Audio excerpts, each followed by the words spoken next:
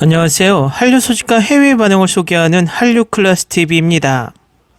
오늘은 한국 엔터테인먼트가 이렇게까지 세계를 휩쓰는 이유란 제목의 일본 기사와 이 기사에 달린 일본 네티즌 반응까지 살펴보겠습니다. 일본이 한국 엔터테인먼트를 분석한 기사 중 가장 구체적이고 잘 정돈된 기사라 개인적으로 생각합니다. 기사가 길고 댓글이 엄청나게 달려서 이 칼럼은 1, 2편으로 나눠서 기사와 댓글 반응을 소개합니다. 이번 편은 1, 2편 중 2편 내용입니다. SNS에 꼭 필요한 인터넷 분야에서도 세계 최첨단을 달리는 한국, 이렇게 발달한 계기는 무엇일까요? 시작은 1997년에 일어난 금융위기라고 생각합니다. 한국 통화인 원화 가치가 폭락하고 기업의 도산이 잇따른 다음에 1998년 취임한 김대중 대통령이 문화대통령 선언을 했습니다. 한국의 엔터테인먼트를 콘텐츠로 세계에 수출함으로써 경제를 살리자는 국책이 시작되었습니다. 일본의 엔터테인먼트가 한국 국내에 정식으로 들어온 것도 사실은 같은 시기입니다. 그리고 엔터테인먼트에 대한 지원은 현재까지도 계속되고 있습니다. 동시에 IT 인프라 구축으로 고속 인터넷이 도입되었습니다. 한국은 세계에서 스마트폰 보급률이 가장 높은 나라로 알려져 있습니다. 고령자도 무리 없이 사용하고 있는 공공 와이파이도 오래전부터 5G입니다. e스포츠에 강한 이유도 여기에 있다고 생각합니다. 다양한 내용, 높은 퀄리티, 한류 드라마의 늪에 빠진 사람이 전 세계에 속출했고 2020년 여름 촬영장 휴식 시간의 화제는 사랑의 불시착과 이태원 클라스였습니다. 아직 보지 못했던 필자는 전혀 끼어들지 못했지만 엄청난 붐이었습니다. 겨울연가 이후 다시 한류 바람이 불고 있구나라고 느꼈던 기억이 있습니다. 올해 들어서도 이상한 변호사 우영우 등 한류 드라마에 푹 빠진 이들이 주변에 적지 않습니다. 계속 인기를 끌고 있는 드라마인데 이렇게까지 큰 붐이 일어난 이유는 무엇일까요? 넷플릭스의 영향이 크겠죠. 원래 한국에는 지상파 3채널밖에 없었어요.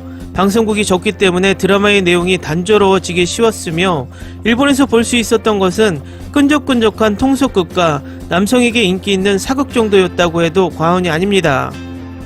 그러던 중 2011년경부터 속속 케이블 채널이 등장했습니다. 시청하려면 요금을 더 내야 하는 시스템이었지만 지상파보다 예산이 많아서 제작진이 다양한 장르에 도전할 수 있었습니다. 예산이 있어서 스타를 등장시킬 수 있었고 좋은 각본을 채용해 질이 높아졌으며 그 결과 지상파보다 케이블 채널 드라마가 인기를 더 얻는 흐름이 생겼습니다. 2016년부터 일본에서도 넷플릭스를 볼 수 있게 되었는데 세계적인 붐이 일어난 것은 2020년부터 집에 있는 시간이 많아져서일 것입니다. 그 당시 미국 뉴스위크 디지털판에 지금 봐야 할 한국 드라마 베스트 10 같은 기사가 자주 올라왔고 드라마의 내용을 자세하게 설명하고 있었습니다. 그걸 보고 한국 드라마가 전 세계로 퍼져나가고 있다는 생각이 들었습니다. 세계적으로 인기 있는 배우는 물론 아이돌 그룹 멤버들이 드라마에 나오는 경우도 많아 한국인 친구들도 배우가 너무 많아서 다 모른다고 할 정도입니다. 내용이 다양하고 공개 시기가 한국과 거의 같은 작품이 늘어 폭넓은 세대와 지역에서 사랑받고 있는 것은 아닐까요? 세계적인 기업도 주목하는 가상 공간에서의 새로운 한류 엔터테인먼트 비즈니스를 매사 빠르게 진행하는 한국 엔터테인먼트계가 세계 최초로 시도하는 사업도 많습니다. 예를 들면 메타버스, 엔터테인먼트 그룹 SM 엔터테인먼트에서 지난해 데뷔한 걸그룹 에스파는 자신의 또 다른 자아인 아바타와 만나 새로운 세상을 경험한다는 컨셉트로 가상 공간에서 팬들과 교류를 할 수 있다고 합니다. 여기에 대형 기획사 YG 엔터테인먼트도 가상 공간을 열었다고 해서 화제입니다. 앞으로 엔터테인먼트 업계의 전망은 어떨까요? 스노우 앱에서 출시한 인기 앱 제페토에서는 자신의 아바타를 만들 수 있는데 현재 전세계 3억 명 이상이 사용하고 있고 아이돌 아바타와 교류할 수도 있습니다. 게다가 앱 내에는 굿즈와 랄프로렌 등이 입점해 있어 기업이 젊은 세대를 포섭하려는 움직임도 볼 수 있습니다. 일본에서는 생각하지도 못할 차원에서 신속하게 비즈니스를 전개하고 있는 한국, 앞으로도 생각하지 못할 전략으로 가슴 찌는 놀라움을 선사할 것이 분명합니다. 다음은 이 기사에 달린 일본 네티즌 반응입니다. 음악 분야에서 한정해서 말하면 한국은 많은 엔터테인먼트 기업이 서로 경쟁하며 실력을 쌓아 나가고 있습니다. 퀄리티 향상에 열의가 있고 침체하더라도 새로운 트렌드를 모색하는데 욕심을 냅니다. 지금은 매년 미국 빌보드 핫 200에 오르는 등 세계적인 수준으로 향상됐습니다. 세계화가 가속화되고 있는 지금 내수 시장만으로 안심하면 일본 음악계에는 서서히 쇠퇴할 것입니다. 좋은 의미로는 프로 근성이 있다고 봐야겠죠. 일정 시기에 반짝 소비돼 숫자 순위만 남기고 한국인이나 미국인의 기억에 남지 않는 음악업계를 건전하다고 말할 수 있을까요? 세계적으로 잘 팔린다는 얘기는 듣지만 광고도 대단하고 조회수 조작 문제도 있어 항상 의문이 듭니다. 그리고 한국이 대단하다는 기사는 왜 쓰는지 모르겠습니다. 애초에 K-팝이 어디가 좋습니까? 노래는 잘하는데 댄스는 겉멋만 잔뜩 든 것 같습니다. 일본은 왜 이런 어처구니 없는 오기를 부리는 댓글을 다는 사람이 왜 이리 많을까? 일본 팬들도 대부분 호구예요. 텔레비전의 대인기나 붐이라는 말에 쇠뇌되어 버린 거죠. 어떻게 보면 팬도 피해자예요. 한국은 음악과 드라마, 영화 분야에서 일본을 눌렀어요. 세계적으로 인기라고 하는데 일본이 제일 많이 팔아주고 있습니다. 일본 연예인 스다와 야마다가 한국의 위기감을 느끼고 열심히 해야 한다고 하지 않았습니까?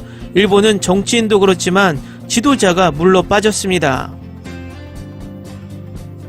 한국의 엔터테인먼트 산업은 일본을 뛰어넘는 높은 수준에 도달해 있습니다. LG, 삼성, 현대가 인류 기업이 된 것과 같습니다. 하지만 다른 산업은 일본이 압도적으로 뛰어나다고 할 수 있습니다. 제대로 이해하고 있어야 해요. 한국은 엔터테인먼트가 국책사업이라서 수준이 굉장히 높습니다. 한류가 세계를 휩쓸었다는 기사는 입헌민주당이 집권한 13년 전부터 여러 차례 봐왔습니다. 전 세계에 유행하고 있다면 다들 알 텐데 이런 기사는 필요 없지 않을까요? 반대로 13년이나 계속 기사를 쓰지 않으면 한류를 인식하지 못한다는 방증이 아닌가 싶습니다. 홍콩 영화, 할리우드 영화, 댄스 음악, 프랑스 요리 등 외국 붐을 다양하게 겪어왔지만 이렇게 끈질기게 인기를 어필하는 붐은 처음입니다. 거기에 한국의 고유문화라고 떳떳하게 부를 수 있는 것이 있습니까? 지나가는 붐이 될 가능성이 높아요. 질리지 않도록 항상 다음 한 수가 필요할 겁니다. 현재 중국에 살고 있는데 이곳에서도 한국의 엔터테인먼트가 젊은 사람들에게 인기입니다. 노래든 드라마든 영화든 언어가 달라도 이해하기 쉽게 콘텐츠를 만들고 있다는 거겠죠. 일본 영화계의 4대 거장 중 하나인 오즈 야스지로를 좋아하는 저로서는 이런 현상을 좋게만 받아들일 수 없네요. 코로나19 사태가 발생했을 때부터 이래저래 한국 드라마 K-팝에 빠져 있었습니다. 슬슬 질리겠지 했는데 높은 퀄리티에 점점 빠져드는 제가 있었습니다.